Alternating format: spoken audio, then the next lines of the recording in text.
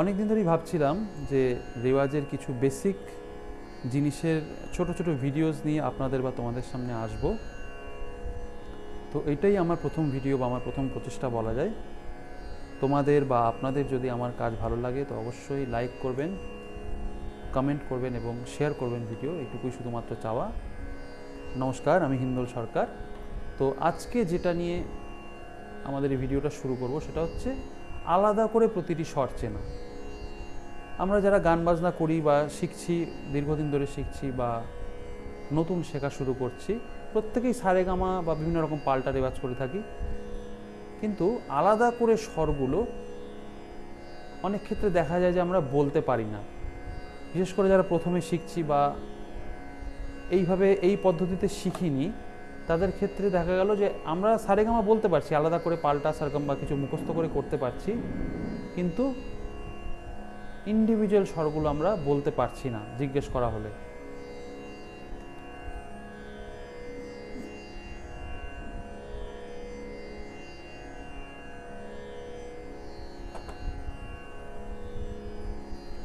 নমস্কার, আমি হিন্দোল সরকার। কিছুদিন ধরেই ভাবছিলাম যে রেওয়াজের কিছু একদম বেসিক জিনিসের ভিডিও নিয়ে, ছোট ছোট ভিডিও নিয়ে আপনাদের বা তোমাদের সামনে আসব। তো এটাই আমার প্রথম ভিডিও বা আমার প্রথম প্রচেষ্টাও বলা যায়। তোমাদের বা আপনাদের যদি আমার এই কাজ ভালো লাগে তো অবশ্যই ভিডিওতে কমেন্ট করে জানাবেন, লাইক করবেন এবং ভিডিও শেয়ার করবেন, শুধু এইটুকুই চাওয়া। তো আজকে যে বিষয়টা নিয়ে আমরা কথা বলবো সেটা হচ্ছে আলাদা করে প্রতিটি স্বর চেনা। তো আমরা যারা গান শেখা শুরু করেছি প্রথমে বা যারা অনেক দিন ধরে গান করছি, প্রত্যেকেই সারেগামা বা পাল্টা এগুলো রেওয়াজ করে থাকি, কিন্তু অনেক ক্ষেত্রে দেখা যায় যে আলাদা করে স্বরগুলো যদি গাইতে বলা হয় সেক্ষেত্রে কিন্তু আমরা গাইতে পারি না, যদি আমাদের সেরকম অভ্যাস না থাকে আগে থেকে। তো তার জন্যই এই খুব সহজ এবং একটা এফেক্টিভ একটা জিনিস আমি আজকে বলছি আপনাদেরকে বা তোমাদেরকে। আশা করি এটা প্র্যাকটিস করলে বা এটা রেওয়াজ করলে উপকার পাবেন। বিষয়টা হচ্ছে এরকম যে প্রথমে আমি একবার সারেগামাটা গাইছি, যেমন দো সারে গামা পা ধা নি সা, এই আলাদা করে দেখা গেল প্রত্যেকটা স্বর আমরা পরপর গাইতে পারছি, এটাতে বেশিরভাগেরই কোনো অসুবিধা হয় না। কিন্তু এবার বিষয়টা কী হবে, আলাদা করে স্বরগুলোকে বলা, মানে সায়ের পরে আমি রে বলবো না, অন্য যে কোনো একটা কিছু বলবো। তো এটার নিয়মটা হচ্ছে এরকম যে হাতে 4টে করে বিট রাখা হবে, মানে 1 2 3 4 এরকম একটা লয়ে 4টে করে বিট রাখা হলো। শুরু করব সা দিয়ে। এবার সাটা যখন আমরা গাইতে শুরু করব তখন শর্ত হচ্ছে আমরা ঠিক তার পরে রেটা বা তার পেছনের নিটা গাইতে পারবো না। তো সাটা যখন গাইব, ওই 4টে বিট দেওয়া মানে নিজেকে একটু সময় দেওয়ার চিন্তা করার জন্য যে পরেরটা কি গাইব।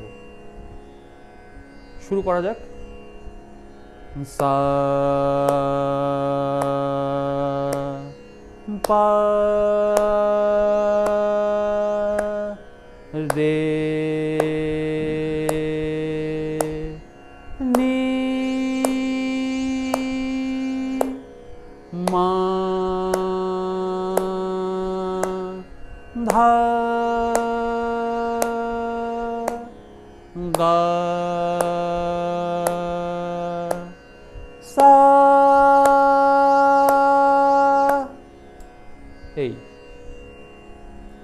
তো এইভাবে রেওয়াজ করলে সবথেকে ভালো হয় যদি কেউ একজন, যারা দুজন বন্ধু বা ভাই বোনেরা একসাথে গান বাজনা করো, তারা যদি একজন করা হচ্ছে, পরের জন অন্যজন যদি তাকে একটা একটা করে স্বর ধরো, যেই সে প্রথম স্বরটা গাওয়া শুরু করলো তারপরেই তাকে ওই মুহূর্তে তাকে স্বরের নামটা শুধু বলে দেওয়া হলো যে তারপরে সে কী স্বরটা গাইবে।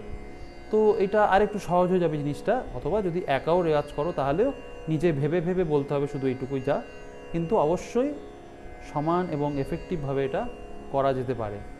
তো এটা তোমরা করে দেখো, আমার মনে হয় আলাদা করে স্বর চেনার ক্ষেত্রে যথেষ্ট উপকার পাবে। নমস্কার সবাইকে।